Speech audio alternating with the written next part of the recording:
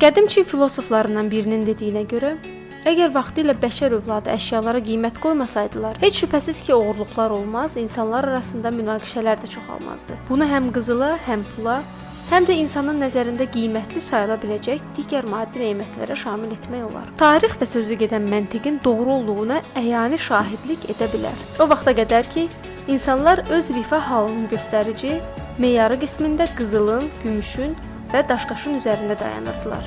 Dünyanın fövqəl gücləri arasında müharibələr də məhz bu sərvət növləri uğrunda gedirdi. 15-16-cı əsrlərdə Amerika qitəsini kəşf etmiş Avropalıların, İngilislərin, İspan və Portuqalların hansı acgözlüklə bu ərazilərdən qızıl, gümüş daşıdığı, həmin qiymətli nemətlər naminə qədim İnq, Aztek, həmçinin Maya mədəniyyətlərinin kökünü kəsdikləri heç kim üçün sir deyil. Uzun yüzilliklər boyunca Adəm övladı belə hesab edib ki, onun yaşadığı dünya üzərindəki müvəffəqiyyətinin yeganə və ən etibarlı təminatçısı məhz qiymətli metallar və daşqaşlardır. Antik dövr siyasətçilərinin düşüncəsinin bəhrəsi olaraq meydana gəlmiş qızıl dolu eşşəyin açmayacağı qapı yoxdur deyimi sözü gedən məntiqin ən bariz sübutudur. Düzdür, insanların qızıl və digər bu qəbildən olan sərvət uğrunda axıtdıqları saysız hesabsız qanların, törətdikləri cinayətlərin qarşısını almaq məqsədi ilə tarixin ayrı-ayrı dövrlərində Allahın yer üzünə göndərdiyi müxtəlif peyğəmbərlər, həmçinin onların əqidələri cərəyan edən fəsadlarla mübarizədə müəyyən müvəffəqiyyətlərə nail oldu. Ancaq çi fayda? Həmin peyğəmbərlərin cəmi fədakarlıqlarına baxmayaraq, elə onların öz sağlığında,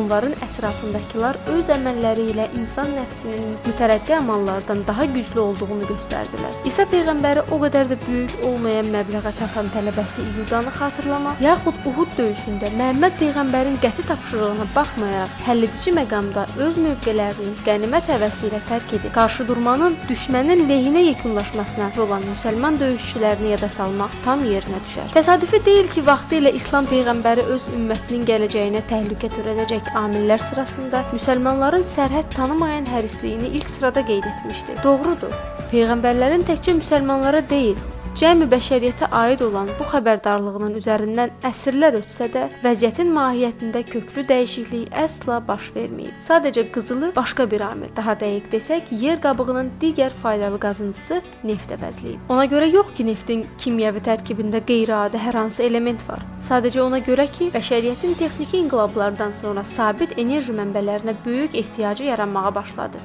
Yəni, Çin filosofunun təbirincə desək, bəşəriyyət rifah və sabitlik, qazanc, həmçinin sərvət qaynağı qismində məhz nefti nəzərdən keçirməyə başladı. 19-cu əsrin ikinci yarısından etibarən neftin tədricən kömürü enerji mənbəyi kimi sıxışdırması, əvvəllər dünyada qızıl uğrunda gedən mübarizəni bundan sonra neftə istiqamətləndirdi.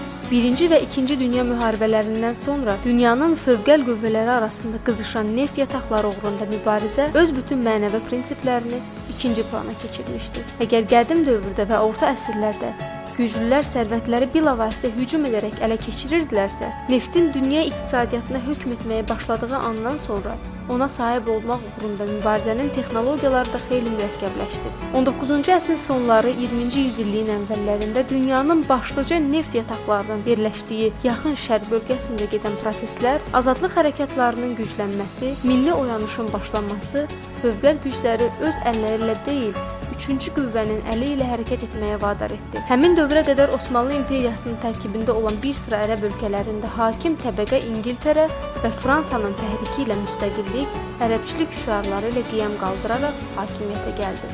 Maraqlı nəticə alındı. Siyasi hakimiyyət hakim təbəqənin, neft isə Avropanın oldu. Milli dövlətlərin mövcud olduğu yaxud xarici dəstək olmadan müstəqillik ölkələrinin nefti isə tamam başqa üsulla nəzarət altına alındı.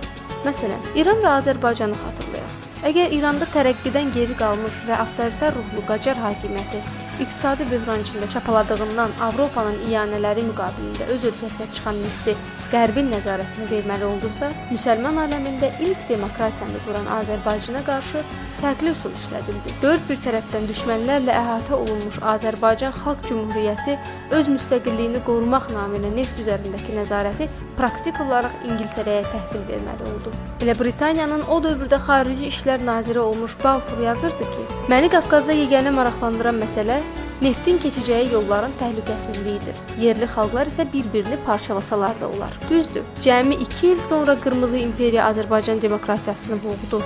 Lakin bu təcrübədən dərs alan Qərb Yaxın Şərqin digər nöqtələrində bu cəhdlərin qarşısını ala bildi. 20-ci əsrin sonunda SSR-nin süqutundan sonra isə Qərb bu taktikanı bütün dünya üzərində tətbiq etməyə başladı. İraqın 2003-cü ildə ABŞ tərəfindən işğalı, həmçinin son dövrlərdə ərəb dünyasında baş verən inqilablar da sübuta yetirdi ki, Qərb hələ uzun müddət neft mənbələrini nəzarətdən qoymaq niyyətində deyil. Niyə də Qərb bunu etməlidir? Axı Yaponiyada baş verən atom böhranı göstərdi ki, nüvə enerjisi o qədər də təhlükəsiz, etibarlı mənbə deyil. Demək, bəşər övladı nefti əvəzləyəcək yeni qaynaq tapmayana qədər dəyərdə olan nemətin adı neft olaraq qalacaq. Həmin vaxta qədər isə Yaxın Şərqdə baş verəcək cəmi hadisələrin dəyəri neftlə ölçüləcək. Onlardan neft iyi gəlməyə davam edəcək.